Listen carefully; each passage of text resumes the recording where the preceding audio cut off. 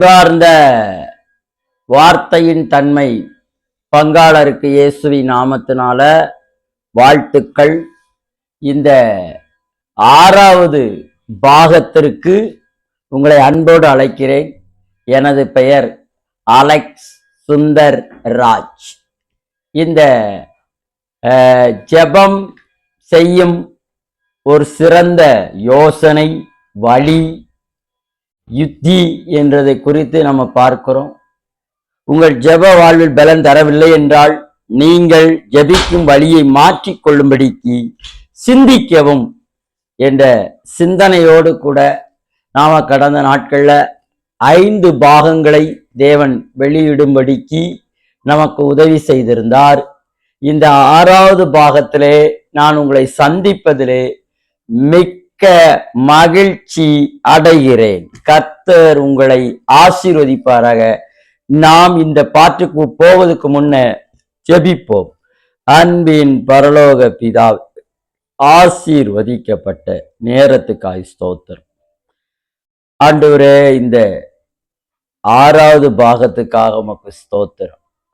6வது பாகத்துல நீர் எல்லாவற்றையும் எங்களுக்கு செய்து முடித்தீர் என்கிற கான்செப்டுக்குள்ள நாங்க போக கிருபைத்தார். இயேசுவின் நாமத்தினாலே ஆமென். நாம மாயக்காரர்கள் ஜெபிக்க விரும்புகிறார்கள் என்பதை குறித்து நாம கேள்விப்பட்டோம்.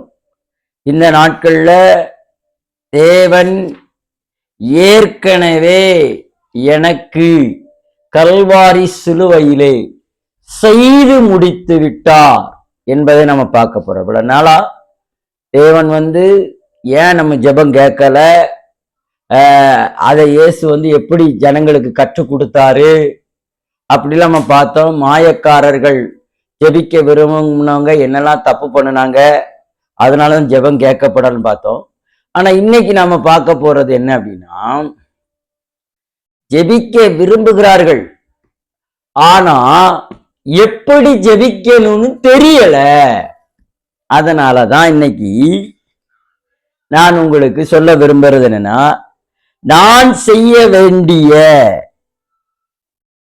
வேலை எல்லாவற்றையும் தேவன் ஏற்கனவே செய்து முடித்து விட்டார். இயேசு கிறிஸ்துவின் மரணம், அடக்கம் மற்றும் உயிர்த்தெழுதலின் மூலம் தேவன் முழுமையாக எல்லாவற்றையும் செய்து முடித்து விட்டார். அதாவது நாம நேத்து பார்த்தோம், நீங்க எந்த அஸ்திபாரத்துல இருக்கீங்க, தவறான அஸ்திபாரத்துல இருக்கிறீங்க, நீங்க எந்த நோக்கத்தோட தேவனை ஜெபிச்சிருங்க, அன்பான நோக்கத்தோட நீங்க ஜெபித்தீங்களா, இல்ல எப்படிப்பட்ட நோக்கத்தோட ஜெபிச்சீங்கன்னா நம்ம நேத்து பார்த்தோம். அதெல்லாம் ஆண்டவர் சொன்னார், நீங்க இப்படிலாம் ஜெபிச்சீங்க, இதெல்லாம் தப்பு தப்பு தப்பு தப்புன்னு வந்தாரு. இப்போ தேவன் நமக்கு என்ன செஞ்சிருக்கிறாரு, இயேசு நமக்கு என்ன செஞ்சிருக்கிறாரு, அத பரிசுத்த ஆவியானவர் நமக்கு என்னத்தை சொல்லித்தர விரும்புறாரு, இவைகளை நாம் நன்றாக புரிந்தால் நம்முடைய ஜெபத்திற்கு பதில் உடனே கிடைக்கும். நாம பதில் கிடைக்காதனாலதான் மாத்தி சிந்தியுங்கள் அப்படின்னு சொல்லி நம்ம தலைப்பை கொடுத்தோம். அது ஒரு நல்ல வழி அப்படின்னு சொல்லி. இப்ப இந்த வழியில எப்படி நாம ஜெபிக்கணும், அதுக்கு முதல்ல அஸ்திபாரம். நேத்து நம்ம பார்த்தா, நீங்க எந்த அஸ்திபாரத்துல இருக்கீங்க, தவறான அஸ்திபாரத்துல இருந்தா தவறா பில்டிங் ஆயிரும். ஆனா இப்ப ஸ்ட்ராங்கான அஸ்திபாரம், நல்ல அஸ்திபாரம். எந்த அஸ்திபாரத்துல நம்ம எல்லாம் நிக்க போறோம் தெரியுமா?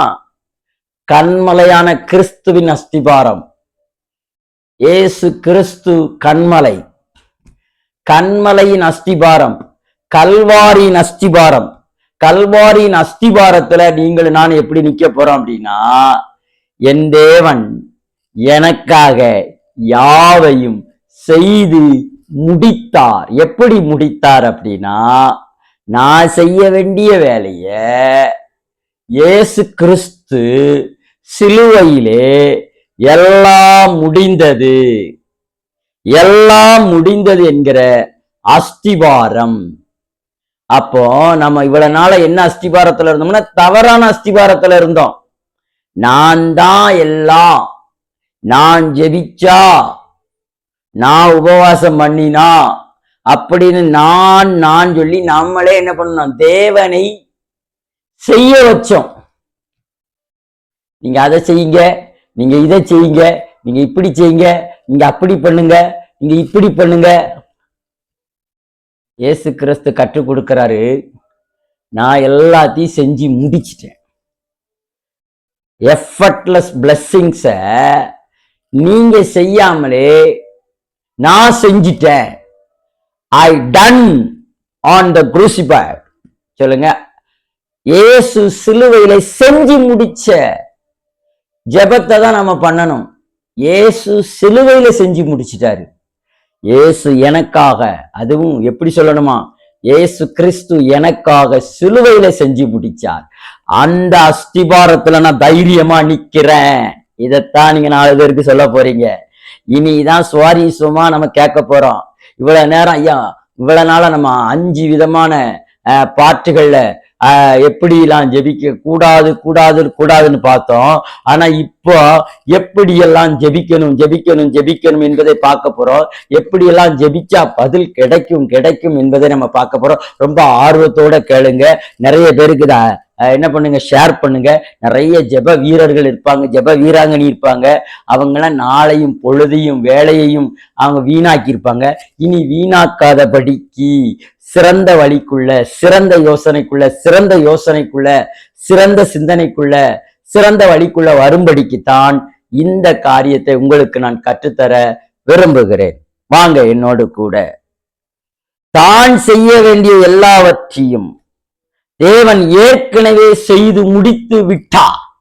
சொல்லுங்க, நல்ல ஆண்டவருக்கு நன்றி சொல்லுவோம். இயேசுவுக்கு நான் செய்ய வேண்டிய எல்லாவற்றையும் இயேசு செய்து முடித்தார்.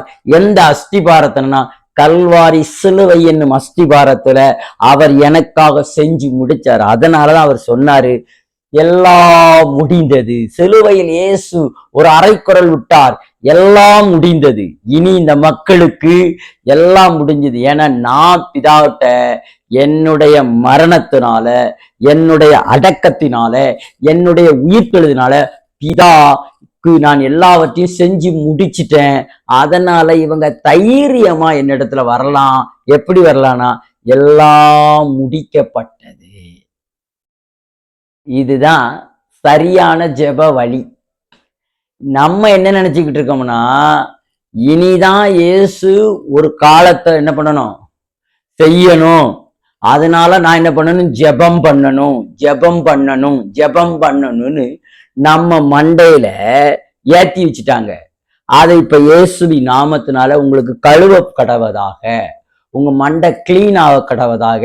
பழைய உபதேசங்கள், தவறான உபதேசங்கள், தவறான எண்ணங்கள், தவறான சிந்தைகள், ஜெபத்தை குறித்தான தவறான எண்ணங்கள், தவறான சிந்தைகள், தெரியாதவைகள் எல்லாம் இயேசுவி நாமத்தில் அழிக்கப்படுவதாக.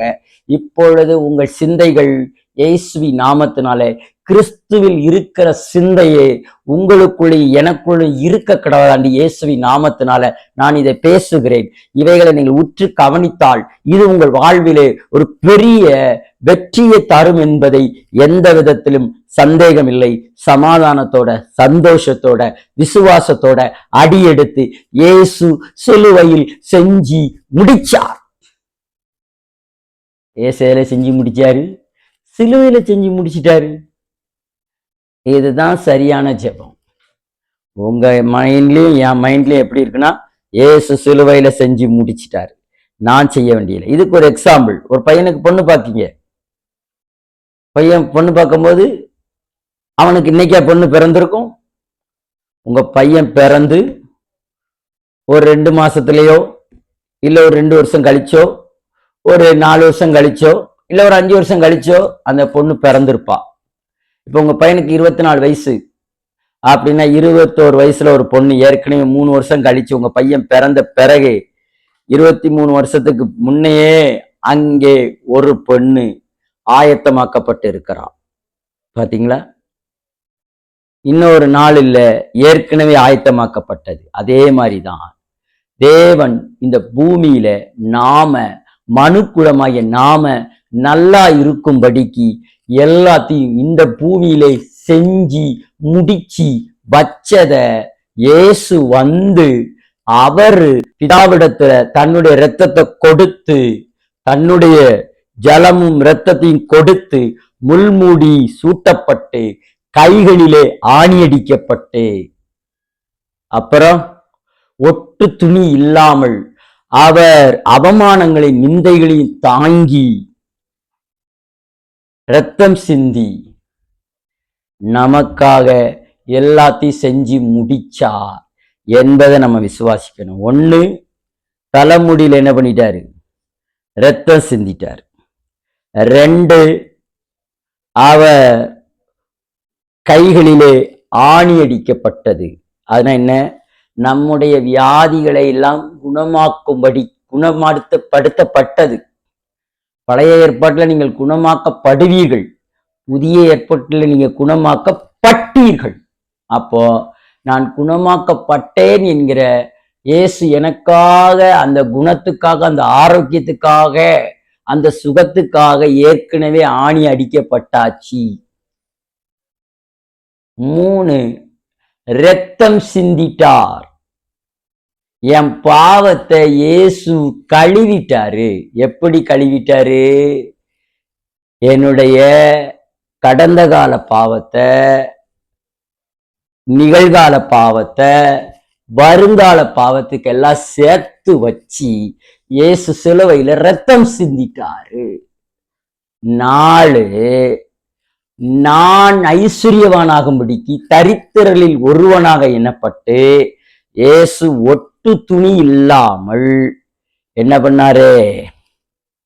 அவர் சிலுவையிலே அவமானமாக்கி ஏழைகளில் ஒருவனாக எண்ணப்பட்டார். அதனால நான் ஐஸ்வர்யவான் ஆயிட்டேன், நான் ஏழை இல்லை, இயேசு செஞ்சு முடிச்சிட்டாரு. பாத்தீங்களா? எனக்கு சாபம் இல்லை இப்போ. ஆனா நிறைய பேர் இப்ப என்ன சொல்றாங்க, உனக்கு சாபம் இருக்கு, சாபம் இருக்குங்க. ஆனா சாபம் இல்லைன்னு நீ எப்படி கன்ஃபார்ம் பண்ணலாம் தெரியுமா? இயேசு எனக்காக சிலுவையில முன்முடி சூட்டப்பட்டார். அதனால எனக்கு மட்டும் இல்ல, என் சந்ததிக்கும் என் சந்தானத்துக்கும் சாபம் இல்லை. ஒருவேளை நான் புரியாம விசுவாசிக்காம இருந்தபடினால எனக்கு சாபம் இருந்தது. ஆனா சிலுவையில இயேசு என்னைக்கு எனக்கு முள்முடி சூட்டினாரோ அன்னைக்கே எனக்கு சாபம் போயிட்டியா? வாயா, நீ விசுவாசிக்கிறதுலதான் இருக்கு. என்னைக்கு இயேசு சிலுவையில் ரத்தம் சிந்தினார் அன்னைக்கே என்னுடைய பாவங்கள் எல்லாம் கழுவப்பட்ட விட்டது, முடிக்கப்பட்டது. என்னைக்கு நீங்க ஐஸ்வர்யமானு சொல்லப்படுவதற்கு காரணம் இயேசு எனக்காக ஒட்டு துணி இல்லாம இருந்தாரு. அதனால என்னைக்கு இயேசு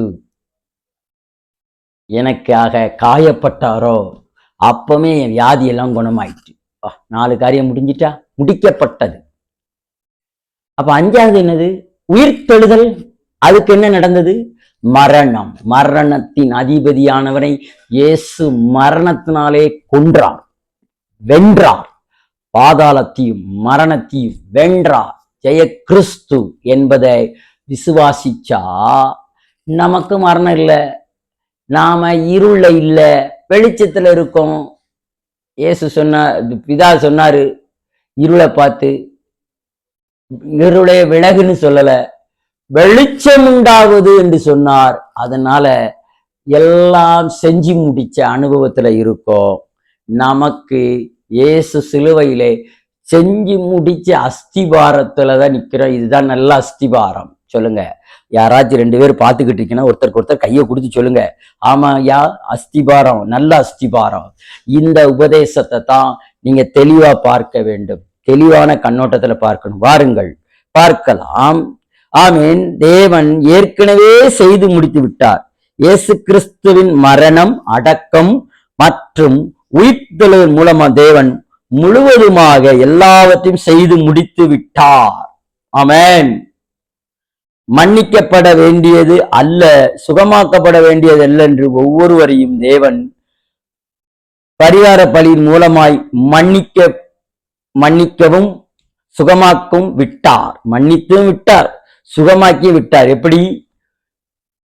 not only for us, not only for me, not only for you, but every one. அப்படின்னா எனக்கு மட்டும் இல்ல, உங்களுக்கு மட்டும் இல்ல, இந்த 800 கோடி மக்கள் இருக்காங்கல்ல, யாரெல்லாம் இயேசு எனக்காக இந்த 5 காரியத்தை சிலுவையில செஞ்சு முடிச்சிட்டாருன்னு நினைச்சானோ அவனுக்கு பாவம் இல்ல, சாபம் இல்ல, வியாதி இல்ல, வறுமை இல்ல, மரணம் இல்ல.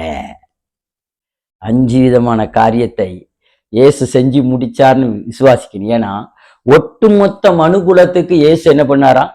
ஒரே ஆடு சிலுவையில பலியாக பரிகாரம் செலுத்தப்பட்டு விட்டது. அப்ப செலுத்தப்பட்டு விட்ட இந்த விசுவாசதான் நம்முடைய வாழ்க்கையில ஜெபமாய் மாறுகிறது. ஆமேன், ஆமேன், ஆமேன். சுகமாகி விட்டார். இப்பொழுது சுகத்தை இரட்சிப்பையும் உண்டு பண்ணும்படி அவர் நமது கண்டு விரலை கூட உயர்த்த வேண்டிய அவசியம் இல்லை. நம்மளை கண்டு நீ ரட்சிக்கப்படணும்னு அவர் சுண்டு விரலை தூக்க வேண்டிய அவசியம் இல்லை. நீங்க சுகமாகணும்னு அவர் சுண்டு விரலை தூக்க வேண்டிய அவசியம் இல்லை. நீங்க ஐஸ்வர்யமானவன்னு அவர் சுண்டு விரலை தூக்க வேண்டிய அவசியம் இல்லை. நீ பாவின்னு அவர் சுண்டு விரலை தூக்க வேண்டிய அவசியம் இல்லை. நீங்க சாபம் பிடித்தவர்கள் என்று சொல்லி உங்களை ஆசீர்வாத கருவி இல்லைன்னு சொல்லி அவர் சுண்டு விரலை தூக்க வேண்டிய அவசியம் இல்லை. ஏன்னா எல்லாத்தையும் நீங்கள் ஆசீர்வதிக்கப்பட்டீர்கள், நீங்கள் நீதிமானாக்கப்பட்டீர்கள், நீங்கள் மன்னிக்கப்பட்டீர்கள், நீங்கள் சுகமாக்கப்பட்டீர்கள், நீங்கள் ஐஸ்வர்யவானாக்கப்பட்டீர்கள், நீங்கள் மரணத்துக்கு விலக்கப்பட்டவர்கள், நித்திய ஜீவன் உங்களுக்குள் வேலை செய்கிறது. இத ஆணித்தரமா நீங்க இருதயத்துல என்ன பண்ணணும்? விசுவாசிச்சா உங்க ஜெபம் வெரி ஈஸி. ஆமென். பாருங்கள், அவர் சுண்டு விரலை கூட உயர்த்த வேண்டிய அவசியம் இல்லை. நம்ம என்ன பண்ணிக்கிட்டு இருக்கோம்? ஜெபம் என்கிற போர்வையில, ஆண்டவரே நீ அதை செய்யணும், ஆண்டவரே நீ இதை செய்யணும். ஏற்கனவே எல்லாம் செஞ்சுட்டேன்னு இனி நான் என்ன செய்ய போறேன்? நீ செய்ய வேண்டியதெல்லாம் விசுவாசம். ஆமென். இதுதான் ஜெபம். ஆணித்தரமாக விசுவாசத்துக்குள்ள போகணும். அந்த விசுவாசம் உங்க இருதயத்துக்குள்ள பழுக்கணும். அந்த விசுவாசம் உங்க இருதயத்துக்குள்ள விதைக்கப்படணும். இயேசு எனக்காக கல்வாரி சிலுவையிலே முள்முடி சூட்டப்பட்டார் என்பதை உங்கள் இருதயமாகிய நிலம், இந்த வார்த்தையை உங்க நிலத்துக்குள்ள நீங்க போடணும். ஆமேன். இயேசு என்னுடைய எல்லா சாபத்துக்காக இரத்தம் சிந்திட்டாருன்னு உங்க இருதயமாகிய நிலத்துக்குள்ள இந்த பரலோக ராஜ்யத்தினுடைய விதையாகிய வசனத்தை இருதயத்துக்குள்ள போடணும். 3, இயேசு எனக்காக காயப்பட்டார், இனி எனக்கு சுகம் வேண்டுமல்ல, நான் ஏற்கனவே சுகமாக்கப்பட்டேன்.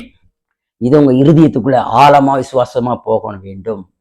4, இயேசு எல்லா பாவத்துக்காக ரத்தம் சிந்திட்டாருன்னு சொன்னேன்.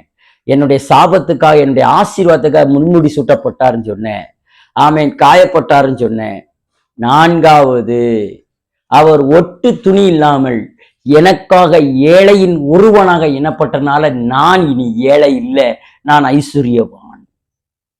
அதை இருதயத்துல ஆழமா நீங்க என்ன பண்ணணும்? பதிவிடப்படணும். அந்த விசுவாசத்தோட நீங்க உள்ள போகணும்.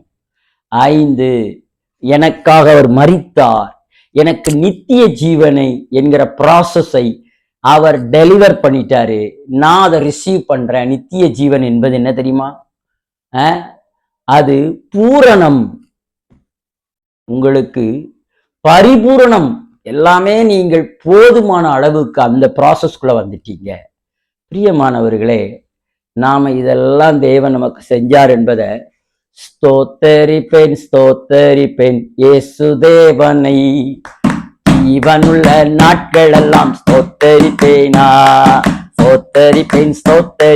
இயேசு தேவனை, என் ஜீவனுள்ள நாட்கள் எல்லாம் ஸ்தோத்தரிப்பேன் நான். உதடுகளின் கனியாகிய ஸ்தோத்திர பலியை, உதடுகளின் கனியாகிய ஸ்தோத்திர பலியை இயேசுவின் நாமத்தினால் செலுத்துகிறேனா, இயேசுவின் நாமத்தினால் செலுத்துகிறேனா. இனி கண்ணீர் விட வேண்டிய அவசியம் இல்லை, இனி கவலைப்பட வேண்டிய அவசியம் இல்லை, இனி துக்கப்பட வேண்டிய அவசியம் இல்லை. ஏன்னா என் இயேசு எல்லாத்தையும் செஞ்சு முடிச்சிட்டாருன்னு வெற்றியை கொண்டாடக்கூடியதுதான் இது. ஒரு செலிப்ரேஷன், அதுதான் கொண்டாட்டத்தின் கிறிஸ்துவ வாழ்க்கை. அல்லேலூயா, அல்லேலூயா. பாருங்கள், தேவனை பொறுத்த வரைக்கும் உலகத்தின் பாவங்கள் மன்னிக்கப்பட்டு விட்டன. பிதாவை பொறுத்தளவுக்கு, இயேசுவை பொறுத்தளவுக்கு, பரிசுத்தான ஆவியானவரை பொறுத்தளவுக்கு, இதோ உலகத்தின் செம்மறி, உலகத்தின் பாவங்களை போக்கும் அப்படின்னு சொல்லி யோவான் ஸ்தானகன் வாய்ஸ் ஆஃப் யாரு யோவான் சத்தத்தை எழுப்பி சொன்னானே, அதுதான் நடந்தது. உலகத்தின் பாவங்களை சுமந்து தீர்த்த ஆட்டுக்குட்டி பலிகட ஆக்கப்பட்டது. அதனால உலகத்துல யாரு மேலேயும் பாவம் இல்லை, யாரு மேலேயும் சாபம் இல்லை, யாரு மேலேயும் வியாதி இல்லை, யாருக்கும் வறுமை இல்லை, யாருக்கும் மரணம் இல்லை. இத விசுவாசிக்கிறவர்களுக்கு இத புரிஞ்சு தெரிஞ்சு அறிஞ்சு சரியான சிந்தனையில இருந்தா கிடையாது. ஆமென். யாரு அது? நீங்க மட்டும் இல்ல, நான் மட்டும் இல்ல, சீக்கியங்காரன், இந்து மதத்துக்காரன், முஸ்லிம் மதத்துக்காரன், எவனா இருந்தாலும் சரி, அவன் விசுவாசிச்சுட்டான்னா அவன் மேல பாவம் இல்லைங்க, அவன் மேல சாபம் இல்லைங்க, அவன் மேல நோய் இல்லைங்க, அவனுக்கு தரித்திரம் இல்லைங்க, அவனுக்கு மரணம் இல்லைங்க, நித்திய ஜீவன்ங்க. இப்ப புரியுதா? அப்ப ஜெபம் கேட்கப்படலைன்னா மாத்தி யோசிங்க, மாத்தி சிந்திங்க, உங்க வழிய மாத்துங்கன்னு சொன்னதுக்கு காரணம் உங்க சிந்தைய மாத்துங்க. ஆமென். சிந்தைய மாத்தணுமா வேண்டாமா? அதுக்குத்தான் இது வழி. ஆமென். இந்த டீச்சிங்கை நீங்கள் கற்றுக்கொள்ளுங்கள். கடவுள் உங்களை ஆசீர்வதிப்பாராக. ஒவ்வொரு விசுவாசி மற்றும் அவிவிசுவாசிகள் கடந்த காலம், நிகழ்காலம், எதிர்காலம் பாவங்கள் அனைத்தையும் ஒரே விதமாக ஆட்டுக்குட்டியாரவரின் பூரணமான பலியினால் உறுதிப்படுத்தப்பட்டு பரிசுத்தமாக்கப்பட்டு விட்டன. பாத்தீங்களா? ஒரே பலி. அதனால விசுவாசிக்கும் சரி, விசுவாசிக்காம இருக்கானே, தனக்கு பாவம் இருக்கு, தனக்கு சாபம் இருக்கு, தனக்கு தரித்திரம் இருக்கு, தனக்கு வியாதி இருக்கு, தனக்கு மரணம் இருக்குன்னு சொல்லிக்கிட்டு இருக்காங்களா அவிவிசுவாசி, அவனுக்கும் சேர்த்துதான் இந்த 5 காரியத்தை செஞ்சிட்டாராம். அவர் செய்து முடித்ததை ஏற்றுக்கொள், அதுதான் உன் ஜெபம். அப்ப ஏற்றுக்கொள்ளும் மனம் விசுவாசிக்கும் வேணும், அவிவிசுவாசிக்கும் வேணும். அப்ப இவங்க எல்லாமே தப்பிக்கப்பட்டு இருக்காங்க. தப்பிக்கப்பட்டவர்கள் தண்டனைக்கு தப்பிக்கப்பட்டார்கள். அதனாலதான் இயேசு சொன்னாரு, யோவான் 3:16, அது கீழே வாசித்தீங்கன்னா, என்னை விசுவாசிக்கிறவன் ஆக்கினி தீர்ப்புக்கு என்ன வைக்கப்பட்டு இருக்காரானா, தப்பிக்கப்பட்டிருக்கானா. மூல பாஷையில, கிரேக்க பாஷையில, எபிரேய பாஷையில என்ன சொல்லுதுன்னா, தண்டனைக்கு தப்பிக்கப்பட்டான். தூய தமிழ் சொல்லுது தண்டனைக்கு தப்பிக்கப்பட்டான். உனக்கு தண்டனை கிடையாது, தூக்கு தண்டனை கிடையாது, தண்டனைக்குரிய ஆட்கு நாம கிடையாது சொல்லுவாங்க. பார்த்தீங்களா? எனக்கு ஒரு பாஸ்டர் என்ற ஜோமன்னார், அவர் இப்ப மரிச்சு போயிட்டாரு. என்ன சொன்னார்னா, எனக்கு ஆண்டவர் வியாதியை தந்துட்டார், நான் செஞ்சதுக்கு எனக்கு தண்டனை அப்படின்னாரு. நான் சொல்றேன், நீதிமான் ஒரு தடவை 7 தடவை இருந்தாலும் எந்திரிச்சிட்டான்னா அவனுக்கு தண்டனை கிடையாது. பைபிள் சொல்லுது, நான் சொல்லல, பரிசுத்த ஆவியானவரால் எழுதப்பட்ட பைபிள் தான் சொல்லுது. தண்டனை கிடையாது. தண்டனைக்கு தப்பிக்கும்படிதான் அவரை விசுவாசிக்க வேண்டும், அவரை நம்ப வேண்டும். இப்ப நம்முடைய காரியம் என்னன்னா, நம்முடைய ஜெபத்துல முதல்ல என்னன்னா, மாயக்காரர்களை போல ஜெபித்தார்கள், அவங்க நம்பாம ஜெபிச்சாங்க. ஆனா இப்போ நாம நம்பி ஜெபிக்கணும். எப்படி ஜெபிக்கணும்? இயேசு எல்லாத்தையும் செஞ்சு முடிச்சிட்டாரு. ஒரு முடிக்கப்பட்ட அனுபவத்துல இருக்காது. நான் மட்டும் கிடையாது, அவிவிசுவாசிக்கும் முடிச்சிட்டாரு, அவனுக்கு தெரியல. இதுக்கு பேர் தான் நற்செய்தி, இதுக்கு பேர் தான் நல்ல செய்தி. துக்க செய்தியில செஞ்சு முடிச்சிட்டாரு, எல்லாம் முடிந்தது, எல்லாத்தையும் முடிச்சிட்டாரு இயேசு என்பதை நாம் பெற்றுக்கொள்ள வேண்டும், விசுவாசிக்க வேண்டும். உறுதியாக ஆகிவிட்ட ஆதலால் எல்லோரும் அப்படியே ரட்சிக்கப்பட்டு விட்டீர்கள். நாம் எல்லாரும் ரட்சிக்கப்பட்டு விட்டுட்டோம், நாம் அப்படியே ரட்சிக்கப்பட்டு விட்டோம். ஆமென். ஆகவே சுகமாகி விடுகிறார்கள் என்று அர்த்தமல்ல. இயேசு கிறிஸ்து செய்த நன்மைகளை பெற்றுக்கொள்ள வேண்டும் என்ற ஒருவருக்கொருவர் அவர் செய்து முடித்தவர்களின் மேல் விசுவாசம் வைத்து பெற்றுக்கொள்ள வேண்டும். ஒருவருக்கொருவர் என்ன பண்ணணுமா, அவர் செய்து முடிச்சார் என்பதை, ஒருவருக்கொருவர் அவர் செய்து முடித்துட்டார் என்கிறதை விசுவாசிக்க வேண்டும். இங்க என்ன கான்செப்ட்னா விசுவாசம். நாம எப்படி விசுவாசிக்கணும் தெரியுமா? இயேசு என் பாவங்களுக்காக பரிகாரி ஆக்கப்பட்டார், அதனால நான் பரிகாரியா, நான் நீதிமான். நீதிமானை தேவன் ஆசீர்வதித்து காருண்யனும் என்னத்தினால என்ன பண்ணி வச்சிருக்கிறாரா, சூழ்ந்து இருக்கிறார். அவர் நீதிமானை ஆசீர்வதித்து காருண்யத்தினாலே சூழ்ந்திருக்கிறார். இதை நீங்க விசுவாசிக்கணும். நீதிமானை தேவன் ஆசீர்வதிச்சிருக்கிறார். அப்ப நான் யாரு? நான் நீதிமான், நான் ஆசீர்வதிக்கப்பட்டவன்.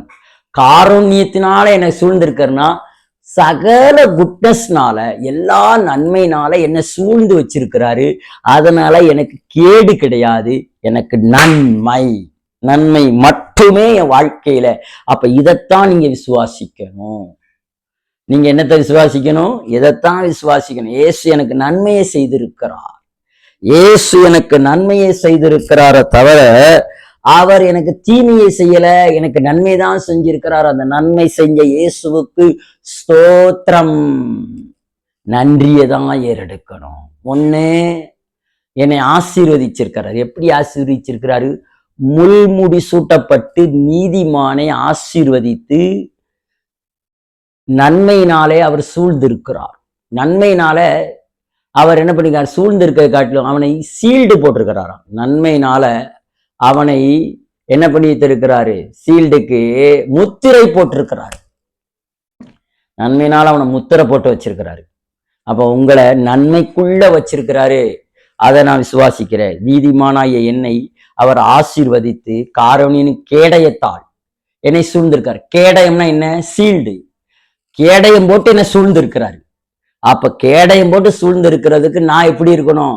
நன்றி நன்றி பலி, நன்றி பலி, நல்லவரே உமக்குத்தான். அப்ப நல்லவரே ஆண்டு ஆராதிக்கணும், அதுதான் ஜெபம். அவரை துதிக்கணும், அதுதான் ஜெபம். அவரை மகிமைப்படுத்தணும், அதுதான் ஜெபம். இந்த ஜெபத்தை தாங்க ஆண்டவர் செய்ய சொல்லியிருக்கிறார தவிர அழுகிறதும் புலம்புறதும் தகுதி இல்லைன்னு சொல்றதும் இல்லை. நம்மளை தகுதிப்படுத்தி வைத்திருக்கிறார். ஒன்று. ரெண்டு, அவர் ஏற்கனவே என்னுடைய பாவத்துக்காக இரத்தம் சிந்தப்பட்டார். நான் பாவி இல்லை, அவர் பிள்ளை. நான் யாரு? அவருடைய பிள்ளை. அப்பா பிதா என்கிற உறவுக்குள்ள கொண்டு வந்துட்டாரு. மூணு, நான் அவர் காயப்பட்டனால இனி எனக்கு வியாதி இல்லை, எனக்கு சுகம்தான். நாலு, அவர் ஒட்டு துணி இல்லாம எனக்காக அவமானப்பட்டாரு. அவர் எனக்காக தரித்திரல் ஒருவரா என்னப்பட்டாரு. நான் ஐஸ்வர்யவான், நான் ஏழை இல்லை. அஞ்சு, இருளின் ராஜ்யத்துல இருந்து அன்பின் ராஜ்யத்துக்குள்ள கொண்டு வருவதற்கு மரணத்துக்குள்ள இல்ல, ஜீவனுக்குள்ள இருக்கிற நித்திய ஜீவன். அதனால நான் நித்திய ஜீவனுக்குள்ள இருக்கிறதுனால அவரை கொண்டாடுவேன், கொண்டாடுவேன், கொண்டாடுவேன். இயேசு செய்த சகலத்தையும் கொண்டாடுவேன். செலிப்ரேஷன். இதைத்தான் தேவன் ஜெபம் என்று அழைக்கிறார். இப்படி விசுவாசிக்கிறத தான் தேவன் ஏற்றுக்கொள்கிறார். இவர்களுக்குள்ளதான் தேவன் பிரியமா இருக்கிறாராம். இப்படிப்பட்ட நபர்கள் மேல் தேவன் பிரியமா இருக்கிறபடினால அவருக்கு கோடான கோடி கோடி ஸ்தோத்திரங்களை ஏறெடுத்து நாம் எல்லாரும் அப்படியே இந்த நேரத்துல கண்களை மூடி கர்த்தருக்கு ஸ்தோத்திர பலியை ஏறெடுத்து, அன்பின் பரலோக பிதாவே, ஆசீர்வதிக்கப்பட்ட நல்ல நேரத்துக்காக ஸ்தோத்திரம், நல்ல வேலைக்காக ஸ்தோத்திரம் பண்ணுகிறோம். ஆண்டவரே, இந்த நல்ல 6வது செய்தியில கர்த்தர் முடிக்கப்பட்ட அனுபவத்தை பேசும்படிக்கு கர்த்தர் எங்களோடு வெளிப்பட்ட கிருபைக்காய் நன்றி. ஆமே, நீர் எல்லாவற்றையும் முடித்தீர் என்கிற இந்த நல்ல அஸ்திவாரத்துல நிக்க எங்களுக்கு பலனை தந்ததுக்காய் ஸ்தோத்திரம், கிருபையை தந்ததுக்காய் ஸ்தோத்திரம், நல்ல இரக்கத்தை தந்ததுக்காய் ஸ்தோத்திரம், தயவை தந்ததுக்காய் ஸ்தோத்திரம், நல்ல ரெவலேஷனை தந்ததுக்காய் ஸ்தோத்திரம், நல்ல வெளிப்பாடை தந்ததுக்காய் ஸ்தோத்திரம். நாங்கள் மகிழ்ச்சியுள்ள இருப்பதற்காய் ஸ்தோத்திரம். இந்த 5 காரியத்தை வெற்றி அடைந்து விட்டோம். இயேசு செய்து முடித்தார் என்கிற விசுவாசத்துக்குள்ள ஒரு தெளிவுக்குள்ள வந்ததுக்காய் கோடி ஸ்தோத்திரம். தொடர்ந்து உம்முடைய நாம மகிமைப்படட்டும். இயேசுவின் மூலம் ஜெபிக்கிறோம் ஜீவனுள்ள நல்ல பிதாவே. ஆமேன், ஆமேன், ஆமேன்.